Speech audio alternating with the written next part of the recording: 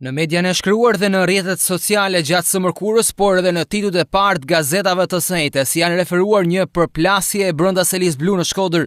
gjatë mbledhjes së kryesisë për përcaktimin e emrave për drejtuesit e departamenteve në Partinë Demokratike të Shkodrës. Por në të vërtetë, çfarë ndodhi në atë mbledhje? Star Plus ka komunikuar nga afër me anëtarë të kryesisë së Partisë Demokratike, të cilët kanë zbardhur në detaj ato çfarë është bërë gjatë mbledhjes së kryesisë së datës 21 janar. Një mbledhje rutinë pune, ashtu siç ndodh edhe në mbledhje të tjera.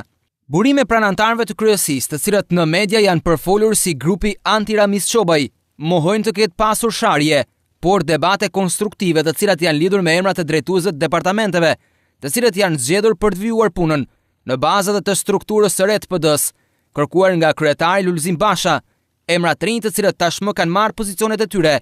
edhe pse një pjesë e kryesisë kanë qenë kundër tyre, jo ndaj individëve, por krijimit të hapësirave për të tjerë emra, të cilat mund të jenë pjesë e këtij reformimi tashmë të Partisë Demokratike. Pikërisht ndaj këtyre zërave për sharje dhe plasje brenda PD-s,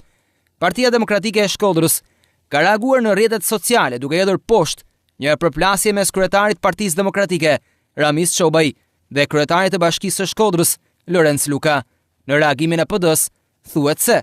dikush nxorri një barsalet dhe barsaleta u mbash dhe polli një artikull.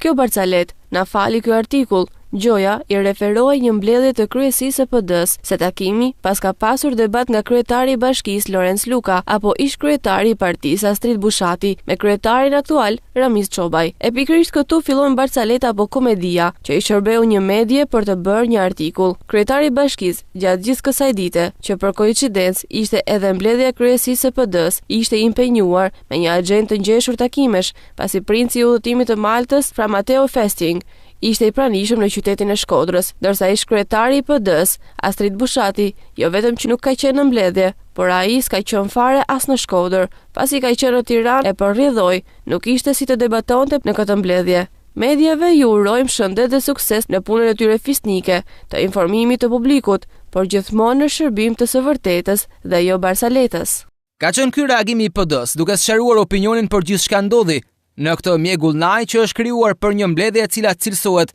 si një mbledhje e zakonshme pune e Selis Blu, ku edhe pas debateve nuk ka asnjë përçarje, deklarojnë anëtarë të kryesisë, të cilët ishin dëshmitar të asaj çfarë ndodhi.